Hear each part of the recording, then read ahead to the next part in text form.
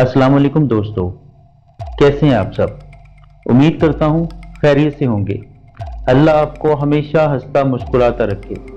Welcome to my channel Naseer centre voice. दोस्तों, तमाम video updates के लिए नसीर सेंटर वॉइस को सब्सक्राइब करके बेल नोटिफिकेशन को ऑन कर दें। तो बढ़ते हैं आज की स्टोरी की तरफ। दोस्तों, आज मैं आपको सुनाऊंगा हैरतों के समंदर में गोताजन कदम कदम मौत के मुंह में ले जाती एक अनोखी रुदात खानदानी हवेली। हासिलपुर के जमींदार चौधरी आरिफ के घर आज मुद्दतों बाद हर तरफ खुशियां ही खुशियां देखी जा रही थी, क्योंकि अल्लाह ताला ने शादी के पूरे 15 साल बाद चांद सा बेटा अता किया था।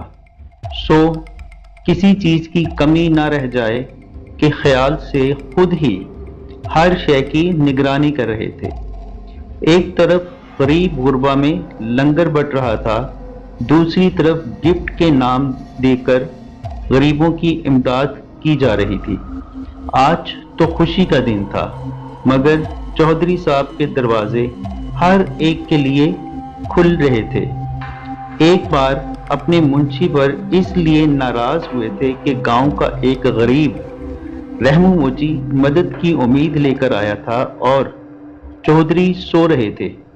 पूरी रात तेज बुखार होने की वजह से नींद ना आ सकी थी। फजर के बाद ही आंख लगी थी। इस वजह से मुंशी रमजान ने रहमू मोची को कुछ देर इंतजार करवाया। जब चौधरी आरिफ की आंख खुली तो अपने मुंशी से नाराज होकर कहा, अल्लाह के वली, मुझे उठा देते।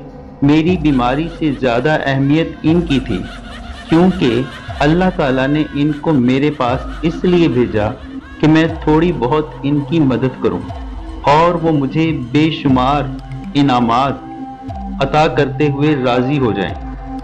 आइंदा कभी भी किसी को ऐसी जहमत ना उठानी पड़े, चौधरी साहब ने तनबीह करते हुए कहा। इसलिए लोग दिल से इनकी इज्जत किया करते थे। आज पूरा हासिलपुर खुशी से झूम रहा था।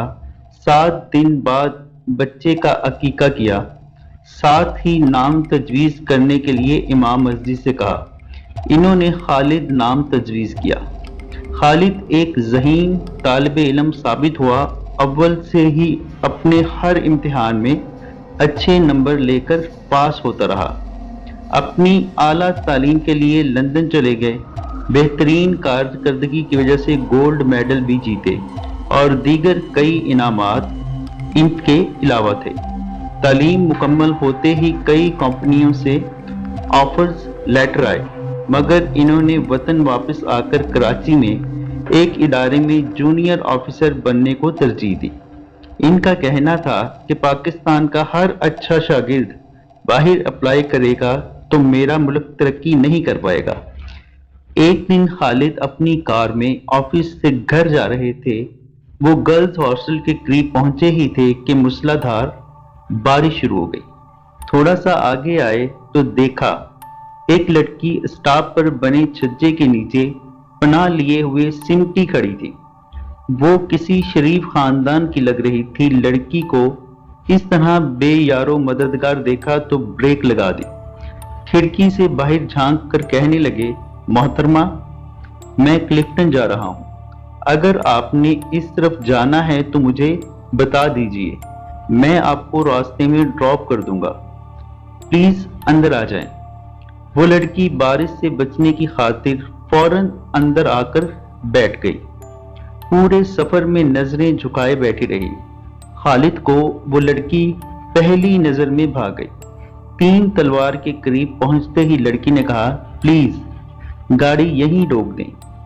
लड़की के ये अल्फाज सुनकर खालिद साहब चौंक गए और ब्रेक लगा दी, मगर इसके उतरते ही खुद को खाली खाली महसूस करने लगे। कई दिन तक वो अल्फाज खालिद के कानों में गूंजते रहे और निगाहें इस लड़की को ढूंढती रहीं।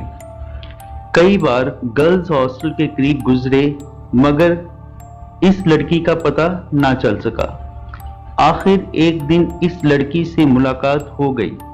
आज ना सिर्फ तारुफ हुआ बल्कि अगली मुलाकात का टाइम भी फिक्स हुआ। मिसेस यास्मीन खालिद को अपने मियाँ के साथ आए हुए इस घर में चंद घंटे ही हुए थे, लेकिन वो इस घर के लिए अच्छे ख्यालात कायम ना कर सकी। हालांकि ये हवेली देखने में बहुत अच्छी थी और ये खालिद साहब की खानदानी विरासत में ना सिर्फ ये बल्कि काफी जमीन भी जो गांव के आबाद कार खेती बाड़ी में अपनी मेहनत के साथ तरह तरह के फसल उगाते थे, जिसका मुनाफा हर साल खालिद साहब को कराची भेज दिया जाता था। गांव वालों ने खालिद साहब और मिसेस यास्मीन खालिद का बड़ी गर्मजोशी से इस्तकबाल किया। गांव के इमाम मस्जिद कहने लगे, मियाँ अच्छा हुआ आप आ गए। ये हवेली तो बड़े साहब और बेगम साहबा के बाद एक तवील अरसा गैर आबाद रही है। मिसेस यास्मीन ड्राइंग रूम में बैठी इस हवेली के बारे में सोचे जा रही थी कि मासी शकूरन ने इतला दी कि बाजी साहब चाय पर बुला रहे हैं। अच्छा मैं आती हूँ। मगर वो जाने की बजाय अपनी माजी में खो गई।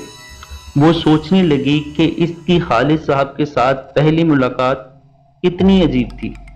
वो अपना बीए का फाइनल आखिरी पेपर देकर गर्ल्स हॉस्टल के बाहर बने बस स्टॉप पर गाड़ी का इंतजार कर रही थी। साथ साथ खराब मौसम होने की वजह से दिल ही दिल में अल्लाह ताला से दुआएं कर रही थी कि या अल्लाह मेरे घर पहुंचने तक बारिश को रोक दे।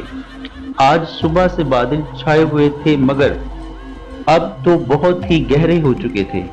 यास्मीन का डरना हक बजानिब था, क्योंकि वो एक मिडिल क्लास फैमिली से ताल्लुक रखने वाली मशरकी लड़की थी। इनके वालिदैन जैसे तैसे करके अपनी बेटी को पढ़ा रहे थे, मगर गाड़ी ना होने की वजह से यास्मीन को सुबह शाम बसों में धक्के खाने पड़ते थे। वो आज भी बस स्टॉप पर खड़ी गाड़ी का इंतजार कर रही थी कि बारिश शुरू हो गई। देखते ही देखते बारिश ने तूफान का रुख इख्तियार कर लिया। कहीं बादल गरज रहे थे तो कहीं बिजलियां चमक रही थीं। यास्मीन स्टॉप पर बने छज्जे के नीचे होते हुए भी बच नहीं पा रही थी। जोरदार हवा के जरिए साइडों से आने वाला बारिश का पानी इसे भिगोए जा रहा था कि अचानक एक कार इसके करीब रुकी। वो देखने में यास्मीन को शरीफ लगा था, इसलिए बगैर कोई जवाब दिए दरवाजा खोलकर गाड़ी की पिछली सीट पर बैठ गई। और यूं दूसरी मुलाकात भी इत्तफाकिया हुई कि इसके बाद से मुलाकातें बढ़ी और एक साल बाद शादी के बंधन में बंध गए। 2 बेटे 1 बेटी हुई। जवान होने पर बेहतर मुस्तकबिल की खातिर शायान अमेरिका, दानियाल कनाडा, किरण शादी के बाद अपने मियाँ के साथ दुबई चली गई। यूं जिंदगी के सफर में अपने मियाँ का साथ तन्हा रह गई। मासी शकूरन ने दोबारा आकर खालिद साहब का पैगाम दिया तो ये उठकर चली गई। कब रात हुई पता नहीं चला। रात के 2 बजे यास्मीन की आंख कांच टूटने पर खुली। खालिद साहब की तरफ देखा तो वो बेखबर सो रहे थे। इधर उधर देखा तो कोई नजर ना आया। अपना ख्याली वहम समझकर फिर सो गई। ये क्या, एक बार फिर जोरदार आवाज आई, जैसे किसी ने शीशे का गिलास किचन की दीवार पर बड़े जोर से मारकर तोड़ा हो। खालिद साहब बदस्तूर सो रहे थे। कमरे में लाइट बुझी हुई थी। किचन की तरफ देखा तो लाइट जलती बुझती नजर आई। बेगम साहिबा अल्लाह ताला को याद करते हुए उठी और किचन की तरफ चली गई। किचन में कांच का गिलास टूटकर किरची किरची हो गया था। किचन की लाइट्स का बटन बदस्तूर बंद था। इसके बावजूद बल्ब कभी जल रहा था तो कभी बंद हो रहा था। ऐसी हालत देखकर मिसेस यास्मीन को खौफ सा महसूस हुआ। कांच के टुकड़े समेटे और डस्टबिन में डाल दिए। बकाया रात खैर खैरियत से गुजरी। सुबह खालिद साहब को बताया तो कहने लगे कि कोई बिल्ली वगैरह होगी। दूसरी रात भी तकरीबन 2 बजे कांच टूटने की आवाज से आंख खुल गई। किचन में जाकर देखा तो अरे, आज तो 2 गिलास टूट गए। खिड़कियां दरवाजे बंद थे, ना कोई हवा का झोंका। अंदर आ सकता था और ना ही कोई बिल्ली या चूहा कमरे के अंदर थे कि इन्होंने गिराए होंगे। इतने में खालिद साहब भी उठकर किचन में जलती हुई लाइट देखी और यास्मीन को ना पाकर वो समझ गए कि यास्मीन जरूर किचन में होगी, सो वो भी किचन में चले आए। ये घर है या आफत की पुड़िया? कल एक ग्लास टूटा था, दरवाजे और खिड़कियां बंद थी, ये बल्ब खुद ब खुद जल बुझ रहा था और आज कांच के 2 ग्लास टूटे हुए। खालिद साहब ने इग्नोर करते हुए कहा, कल देखते हैं, आओ अभी सो जाते हैं। यास्मीन को इस घर में कुछ वहशत सी होने लगी थी। अब तो ये रोज का मामूल बन चुका था, कभी कोई चीज टूट रही थी तो कभी कोई चीज। यास्मीन का डर बढ़ता जा रहा था क्योंकि आज इतना बड़ा कांच का जग गिरकर टूट गया था। कांच के टुकड़े समेटते हुए यास्मीन की नजर सामने की खिड़की पर पड़ी तो इसे कोई साया सा दिखाई दिया। चंद लम्हों बाद गायब हो गया। फिर किसी लड़की की दर्दनाक चीख सुनाई दी और एकदम जोरदार तूफान आ गया। हवा के जोरदार थप्पड़ दरवाजे और खिड़कियों पर पड़ रहे थे, साथ साथ इंसानी चीखें गूंज रही थी। यास्मीन का पहले कभी ऐसे माहौल से वास्ता नहीं पड़ा था, सो डर के मारे कांप रही थी। खालिद साहब भी खासे अपसेट दिखाई दे रहे थे। अलमारी से कुरान पाक निकालकर बुलंद आवाज से तिलावत करने लगे। थोड़ी देर बाद तूफान थम गया और डरावनी आवाजें आना भी बंद हो गईं। सुबह को एक बंगाली आमिल बाबा को ले आए, जिसने कुछ पढ़ने के बाद बताया कि इस घर में जिन्नात का साया है, आप लोग इस कमरे से बाहर निकल जाएं, मैं कुछ अमल करूंगा, वो खबीस का बच्चा भाग जाएगा। खालिद साहब और मिसेस यास्मीन बाहर लॉन में पड़ी कुर्सियों पर बैठ गए। बंगाली बाबा मुंह ही मुंह में कुछ पढ़ते जा रहे थे। अचानक कमरे की लाइट चली गई और फिर एकदम तेज रोशनी हुई, जिससे पूरा कमरा रोशनी से भर गया। बंगाली बाबा पढ़ते जा रहे थे, रोशनी तेज से तेज तर होती जा रही थी। बंगाली बाबा अब जोर जोर से पढ़ रहे थे। देखते ही देखते रोशनी का दायरा छोटा होने लगा। अब बंगाली बाबा की आंखों में खौफ के आसार नजर आने लगे। जोर जोर से पढ़ते हुए बेइख्तियार चीख पड़ा। रोशनी का दायरा छोटा होते हुए बंगाली बाबा के जिस्म से लिपट गया। फिर बंगाली बाबा ने चीख चीख कर आसमान सर पर उठा लिया। चीखें सुनकर खालिद साहब भाग कर आए तो देखा बंगाली बाबा दीवार के साथ उल्टे लटके हुए थे और कपड़े फटे हुए थे, जिससे जिस्म पर लगे डंडों के निशान वाज़ेह नजर आ रहे थे।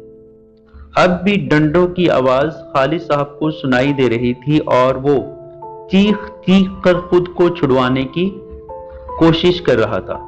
खालिद साहब ने जल्दी से कुरान पाक उठाकर जोर जोर से पढ़ना शुरू कर दिया।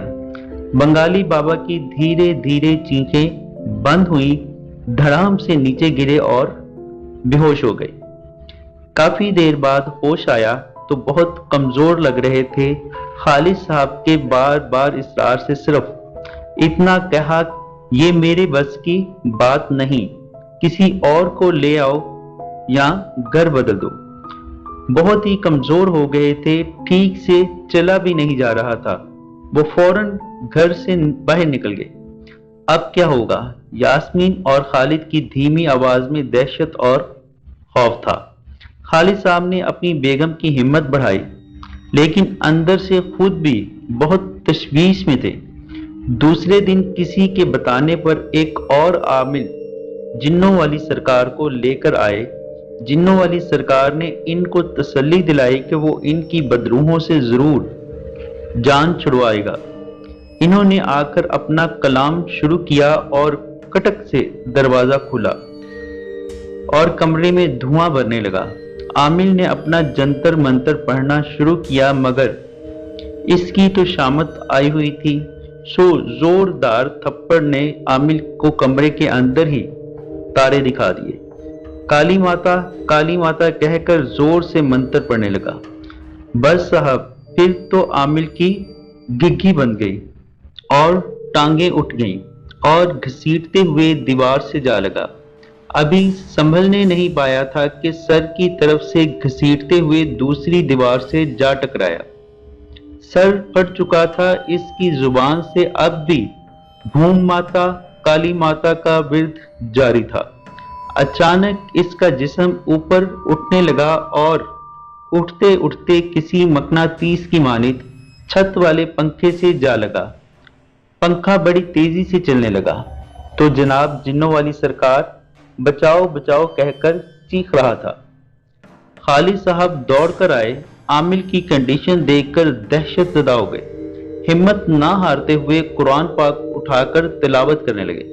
खालिद साहब को बड़े खौफनाक लहजे में आवाज आई, खालिद, बीच से हट जाओ, इस कमबख्त की गर्दन मरोड़ कर छोड़ेंगे।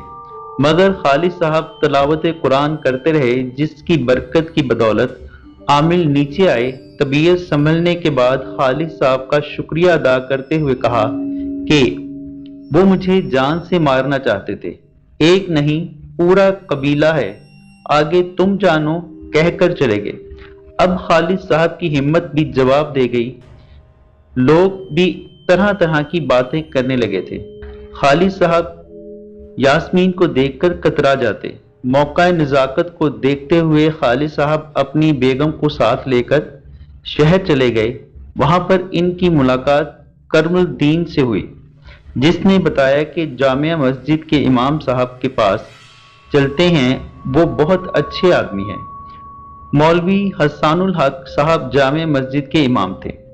रोजाना फजर की नमाज के बाद दर्स देते और दर्स के बाद कुछ लोगों की खिदमत के लिए मस्जिद में ही बैठ जाते, जहां पर जरूरतमंदों का फी सबीलिल्लाह रूहानी इलाज व मशवरा मुफीद दिया करते थे। खालिद साहब, आपको अल्लाह पर भरोसा रखते हुए हिम्मत से काम लेना होगा। साथ ही अपने आप को सुबह और शाम बताया हुआ विर्द पढ़कर अपनी चारों तरफ हिसार खींचकर दम करना होगा। और ये दूसरा वजीफा चांद की 14वीं तारीख किसी कब्रिस्तान में पुरानी कब्र के पास बैठकर पढ़ना होगा। जब तक आपका मसला हल ना हो जाए, ये वजीफा रात 1 बजे पढ़ते रहना होगा। वजीफा शुरू करने से पहले बताया हुआ विर्द पढ़कर अपने गिर्द हिसार खींचना होगा।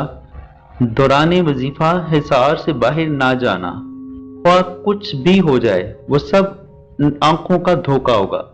मौलाना साहब की इनायत और वजाहत के बाद खालिद साहब समझ चुके थे कि इन्हें क्या करना है।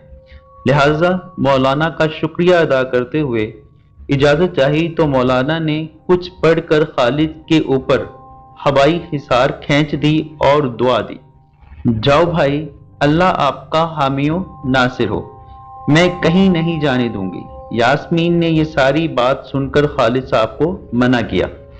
खैर, समझा बुझाकर जुमे को फजर पढ़ने के बाद अपने ऊपर हस्बे मामूल हिसार खींचा और अपनी मंजिल की तरफ चल पड़े। नमाज असर खालिद साहब ने एक छोटे से कस्बे दौलतपुर में अदा की।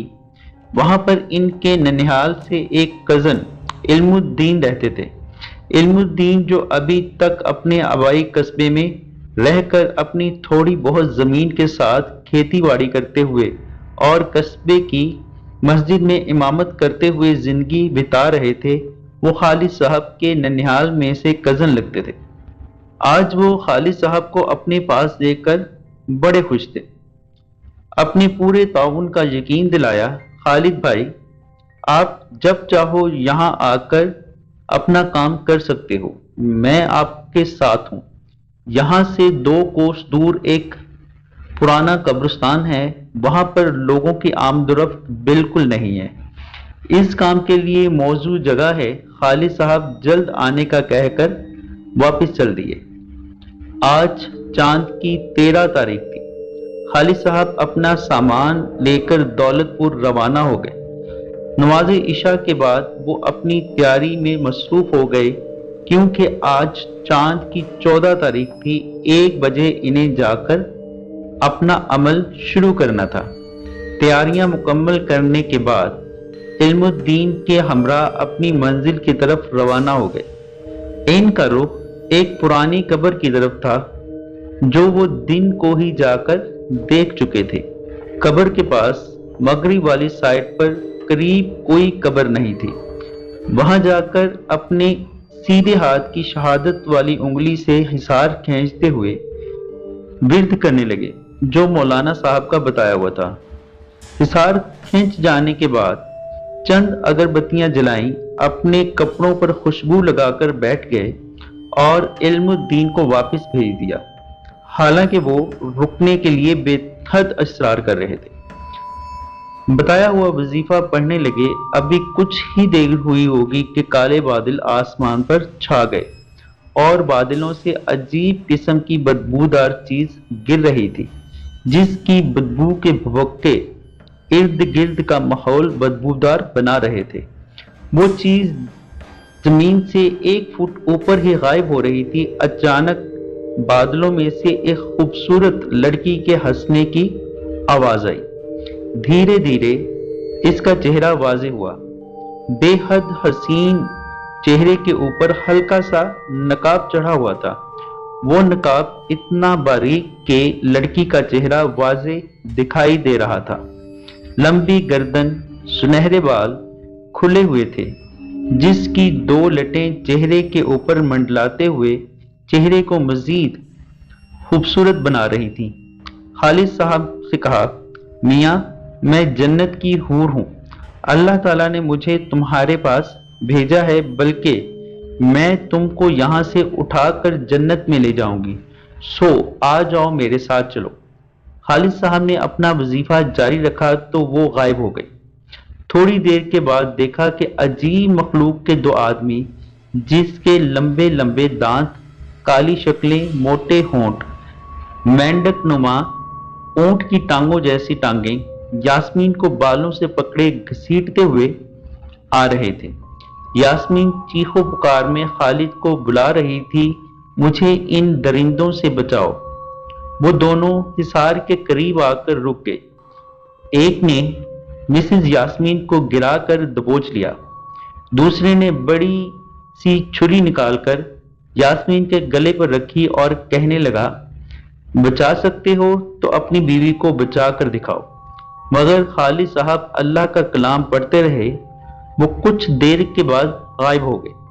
खालिद साहब को वजीफा पढ़ते हुए तकरीबन 2 घंटे गुजर चुके थे। इनको अजान फजर तक पढ़ना था, लिहाजा वो अपनी पढ़ाई में मसरूफ थे। करीब ही किसी शेर के दहाड़ने की आवाज सुनाई दी, जो धीरे धीरे करीब आती जा रही थी। एक खूंखार शेर जबड़े खोले खा जाने के अंदाज में खालिद की ओर भागे चला रहा था, मगर खालिद साहब टस से मस ना हुए। हिसार के दायरे पर आकर वो रुक गया और कुछ देर धाड़ता रहा। खालिद साहब ने इस शेर को खातिर में लाए बगैर अपना वजीफा जारी रखा। कुछ देर के बाद शेर भी गायब हो गया। खालिद साहब मुसलसल यकसुई के साथ अपना वजीफा पढ़ते रहे, यहाँ तक कि अजान फजर होने लगी। खालिद साहब ने अपने ऊपर हवाई हिसार खींचते हुए अपना सामान उठाकर दायरे से बाहर आए। इनकी मंजिल का रुख नमाज फजर अदा करने के लिए दौलतपुर की छोटी मस्जिद थी।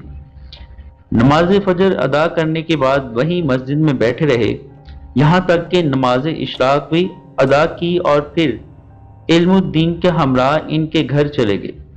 नाश्ते के बाद अपनी नींद पूरी करने के लिए वो सो गए। खालिद साहब ने सोते में एक ख्वाब देखा कि वो एक वीराने में किसी दरख्त के साथ बंधा हुआ है। कुछ जंगली लोग, जिनके हाथों में भाले टाइप कोई औजार हैं, जिस्म पर परिंदों के परों और जानवरों की खालों से अधूरे लिबास इनके जिस्म छुपाने में नाकाम थे। साथ में आग जल रही थी, जिसमें मोटी मोटी लकड़ियां सूखे पत्तों की तरह जलते हुए अपनी तपिश से खालिद साहब को झुलसा रही थी। अधनंगे लोग देखने में इंसान की तरह थे, मगर इनके हाथों में उंगलियां ही उंगलियां थी, अंगूठे नहीं थे। पांव उल्टे थे और पांव से लेकर घुटनों तक टांगों पर गोश्त नहीं था, सिर्फ हड्डियों का ढांचा रखा था। मुंह बहुत बड़ा, थूथनी बड़ी हुई भालू की मानित लग रही थी, आंखें लोमड़ी की तरह दिखती थी। अजीब सा नाचते हुए आवाजें निकाल रहे थे। खालिद साहब बिल्कुल न डर रहे थे, दिल ही दिल में कलामे पाक की तलावत कर रहे थे। पूछा कि तुम कौन हो और मुझे यहाँ क्यों लाए हो? इनमें से एक ने कहा, तू हमें हमारी हवेली से निकालेगा, तेरा तो कीमा हम अपने बच्चों को खिलाएंगे, हमें ही हमारे घर से निकालेगा। ऐ इब्ने आदम, तेरी औकात ही क्या है?